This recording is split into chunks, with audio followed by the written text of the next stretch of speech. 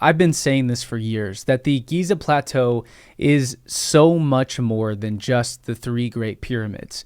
When you arrive in Egypt, the pyramids absolutely dominate the skyline, and while you're standing at the base of them, it's hard not to gaze up towards the top. But as you walk around the Giza Plateau and try not to trip over every nook and cranny, you will notice that there are shafts and tunnels that lead down to elaborate labyrinths all throughout the Giza Plateau. I often tell people that I travel with, think of Giza as a honeycomb. It's almost as much void as it is bedrock beneath the pyramids.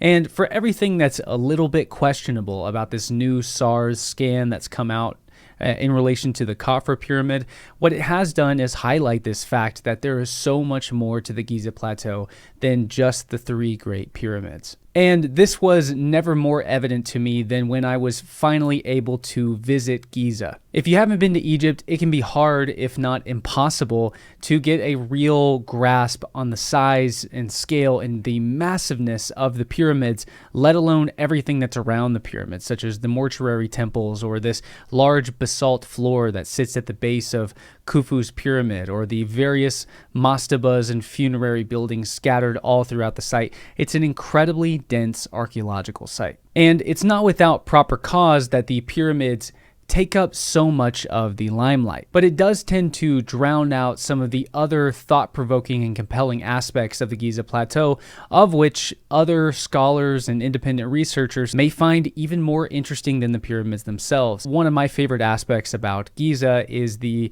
Valley Temple at the base of Khufu's complex, sitting just next to the Sphinx. These huge cyclopean red granite stones that are perfectly hewn and fit together.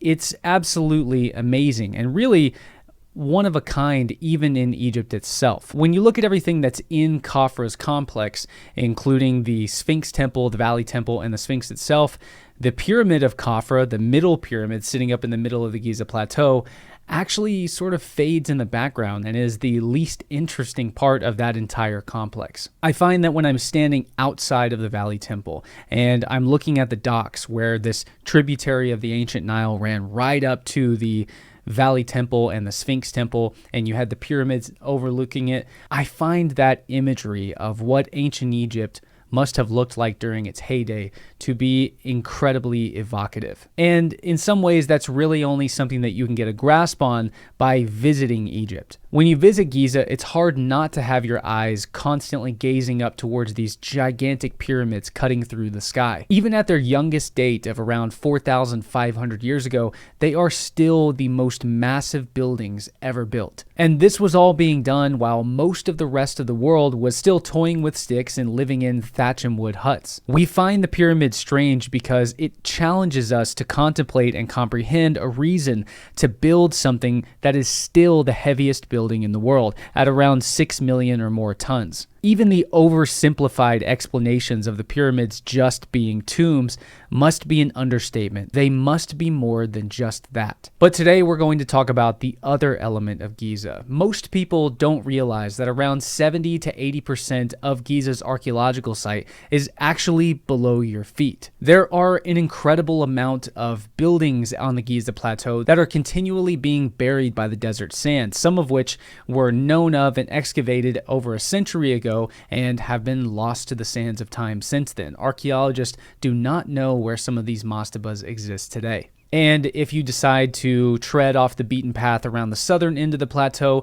it can quickly become very dangerous. I spent some time scampering around these long shafts that seem to just fall off into nowhere, and no matter how close I got to the edge, peering down into the bottom, it was nothing but darkness. I could never see the bottom. We know that since at least around 3000 BC, during Dynasty 1 or 2, the Egyptians were using the plateau and cutting out rock-cut shaft tombs, and this would actually continue beyond the next 3000 years, well into the Roman period. There's even evidence of Romans arriving at the Giza Plateau, even Greeks and Persians before them, and removing Egyptian bodies to have themselves buried at the foot of the pyramids. So the Giza Plateau was continuously being used for thousands of years here. And I'll say this later in the video, but it is just layer upon layer of archaeological nuance and context. And all of this nuance and these layers make it hard sometimes to decipher the original use and meaning of not only just sites at the Giza Plateau, but all throughout Egypt. So in today's presentation, we're going to dive into the Giza Underworld, what we know, what we don't know, and my hope is that by the end of this presentation, you'll have a better appreciation and understanding of everything that exists below the pyramids and everything else that is around the pyramids on the Giza Plateau.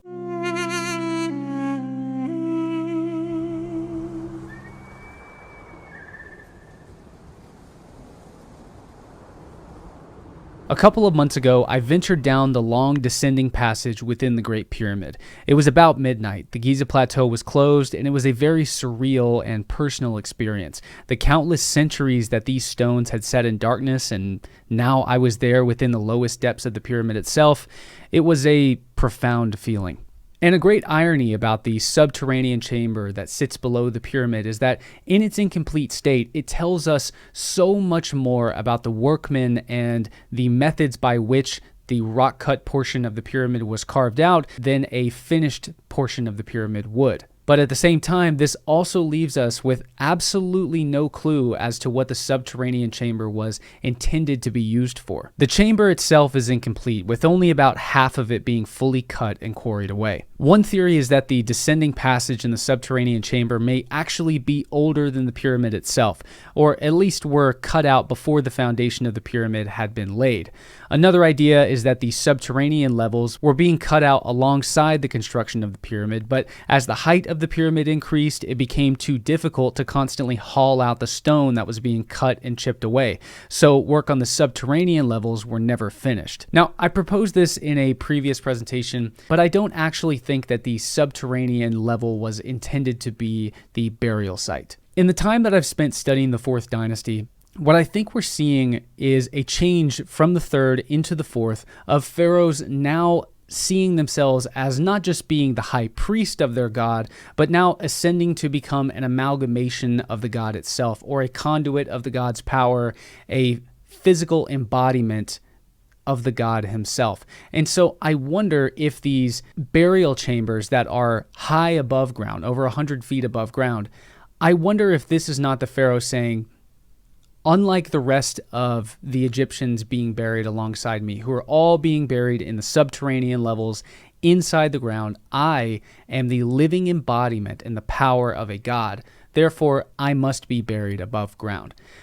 I think that we may be seeing some kind of psychological change here, but that's just my guess. Now, I think I should take a moment and address this popular narrative idea of the pyramids being tombs. I mean, this is what the vast majority of people have just accepted for thousands of years. And a lot of people, at least in the modern day, don't like this idea. It is hard for us to comprehend such a great feat being worthy of one man's tomb, or one man's tomb being worthy of such a great feat of labor and economic expense and true genius. And in fact, perhaps he was not worthy of all of this. But we are not dealing with people who saw the world in any way similar to us. This concept of practicality, reason, and function taking far more importance over things such as religion was given to us by the Greeks, who in the 5th century BC began to suggest that the gods may not even be involved in our day-to-day lives, and began placing a far higher importance on how a man can control his own life. But even then, this wasn't received well by most. The ancient world was still an extremely pious, which means devoutly religious. These were extremely devoutly religious people who paid the highest attention to showing respect and paying tribute to their gods. And the Athenian philosopher Socrates was sentenced to execution by the court of Athens for supposing that the gods may not even be involved with their lives, as well as passing these ideas on to the youth of the city. This Socratic way of thinking that really we all have in the first world in the 21st century is something that was given to us by the Greeks, and it began about 2,500 years ago and slowly eked its way out into the Western world. But as we cross that threshold beyond the 5th century in Greece, we move into an entirely different chapter in human history. These are not people who thought and viewed the world really in any way similar to us. The way that they explained their realm, the way they explained the natural world and science was mostly through religion. And especially the Egyptians, who Herodotus, who is a 5th century Greek traveler visiting the Egyptians, he said that the Egyptians were even more devoutly religious than the Greeks. It was something that was even shocking to him. Now, you have to remember, the Greeks were so pious that they sentenced Socrates to death in 399 BC. So how much more religious could the Egyptians have been?